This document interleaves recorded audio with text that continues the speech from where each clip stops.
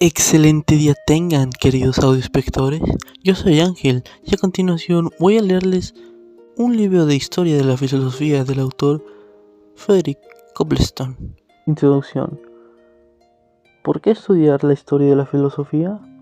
Difícilmente podríamos llamar culto a quien careciese en absoluto de conocimientos históricos. Todos reconocemos que cada cual debería saber algo de la historia de su propio país, de su desarrollo político, social y económico, de sus riquezas literarias y artísticas, y que sería preferible que esa historia la pudiera relacionar además con la del resto de Europa y aún en cierta medida con la del mundo entero. Ahora bien, si cabe esperar que un inglés educado y culto posea algún conocimiento sobre Alfredo el Grande, la reina Isabel I, Cromwell, Marlborough y Nelson, así como acerca de la invasión de Normandía, la reforma y la revolución industrial, parece que igualmente claro que debería saber siquiera alguna cosa sobre Rogerio Bacon y Duns Scotus, Francis Bacon y Hobbes, Locke, Berkeley, Hume, J. Mill y Herbert Spencer. Más aún, si del hombre culto se espera que no ignore por completo las cosas de Grecia y Roma. Sí le avergonzaría tener que confesar que no ha ido a hablar nunca de Sófocles o de Virgilio y que nada sabe de los orígenes de la cultura europea. También puede exigírsele algún conocimiento sobre Platón y Aristóteles, dos de los más importantes pensadores que ha habido en el mundo, dos figuras cumbres en la filosofía europea. Un hombre culto ha de tener al menos cierta idea respecto a Dante, Shakespeare y Goethe,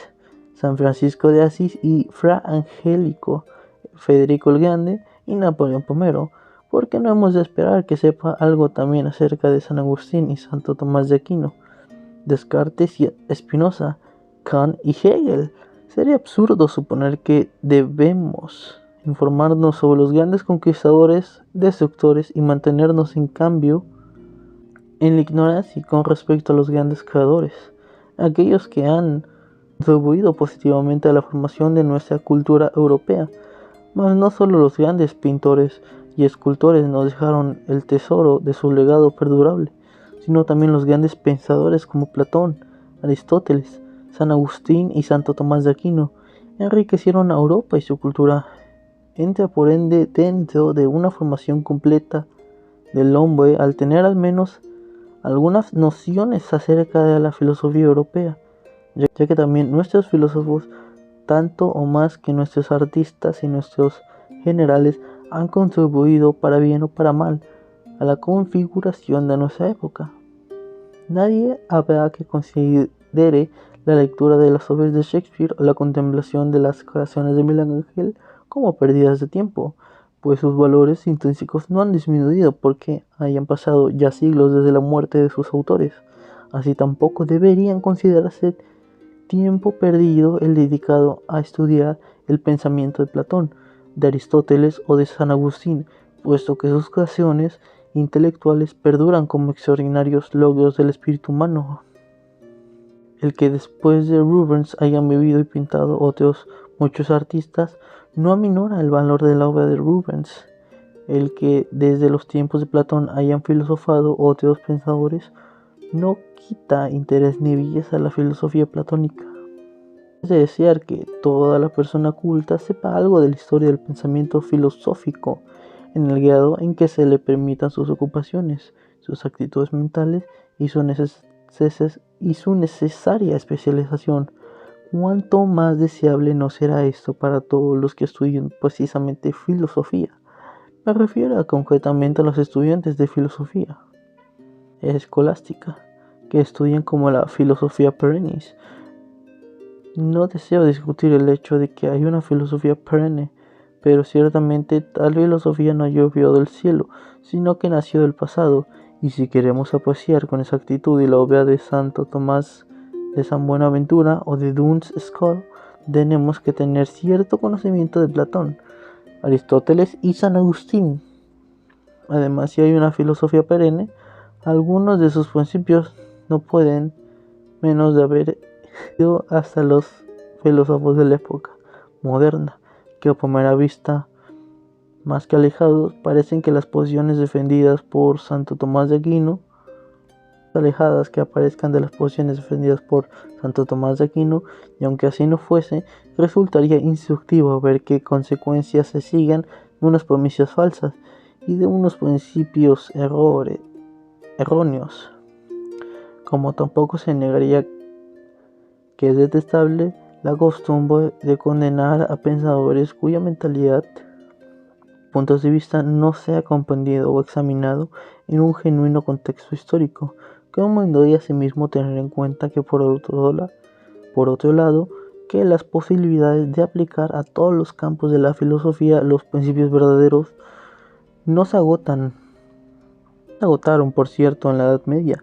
y que bien pueden ser que debamos enseñanzas a los pensadores modernos, por ejemplo en lo que refiere a la teoría de la estética o filosofía natural. Notará tal vez que los diversos sistemas filosóficos del pasado son meras reliquias de la antigüedad, que la historia de la filosofía es solo un registro de sistemas refutados y espiritualmente muertos, ya que cada uno de ellos ha dado muerte y sepultura al anterior. ¿No dijo Kant que la metafísica deja siempre en suspenso el entendimiento humano, con esperanza que ni se disipan ni se cumplen nunca, que mientras cualquier otra ciencia progresa sin cesar en la metafísica, los hombres giran alrededor del mismo punto sin avanzar ni un solo paso? El platonismo, el aristotelismo, la escolástica, el cartesianismo, el kantismo, el hegelianismo han tenido todos ellos sus periodos de gran predicamento, y todos también han sido puestos en duda. El pensamiento europeo puede representarse como un desorden conjunto de sistemas metafísicos, desechos incompatibles, para que estudiar los trastos viejos del desván de la historia. Pero aún así, en la hipótesis de que las filosofías del pasado hayan sido no solo discutidas, la cual es obvio, sino también refutadas, que no es en modo alguno lo mismo, sigue valiendo.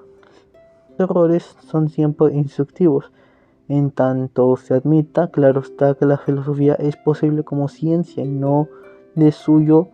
un fuego auto. Para poner un ejemplo de la filosofía medieval, las conclusiones a que llevan, por una parte, el realismo exagerado y por otra el nominalismo, indican que la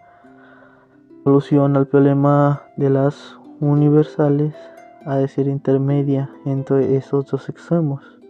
La historia del problema sirve así como prueba experimental de la tesis aprendida en las clases. Parecidamente, el hecho de que el idealismo absoluto haya sido incapaz de explicar de un modo satisfactorio las individualidades finitas ha de ser bastante para apartar cualquiera de meterse en la senda monista. La insistencia de la filosofía moderna en la teoría del conocimiento, sujeto-objeto, pese a todas las extravagancias a que ha conducido, ha de poner meridianamente en claro que tan imposible es ya reducir el sujeto al objeto como el objeto al sujeto. Y el examen del marxismo, no obstante lo fundamental de sus errores, nos enseñará a no despreciar la influencia que ejerce en la técnica y la vida económica del hombre en las más altas esferas de la cultura humana, en especial para quien no se proponga aprender un sistema filosófico determinado, sino que aspira a filosofar, por así decirlo, ad homo. Al estudio de la historia de la filosofía es indispensable, pues sin él correrá el riesgo de meterse por los callejones sin salida y de repetir los errores de quienes le precedieron, peligros que un serio estudio del pensamiento pretérito le evitará seguramente. Verdad es que un estudio de la historia de la filosofía acaso engendra cierta inclinación mental al escepticismo,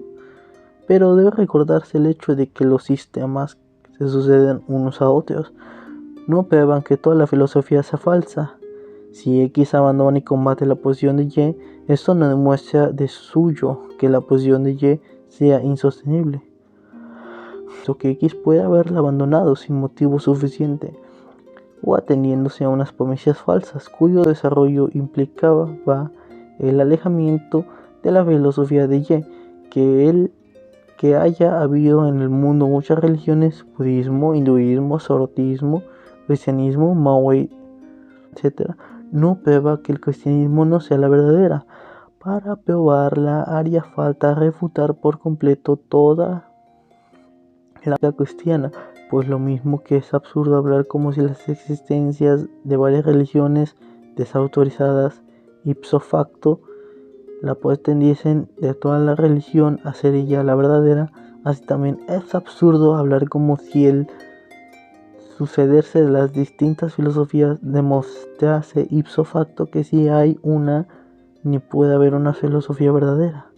Naturalmente, al hacer esta observación no quiere decir que ninguna otra religión, salvo la cristiana, haya valores verdaderos. Es más, entre la religión verdadera, revelada, y la verdadera filosofía, ahí está la gran diferencia, que mientras la primera, como revelada, es necesariamente verdadera en su totalidad, en todo lo que es revelado, la filosofía verdadera puede serlo en sus líneas y principios más importantes, pero sin llegar a ser completamente en ningún momento la filosofía obra de la mente humana y no revela de Dios,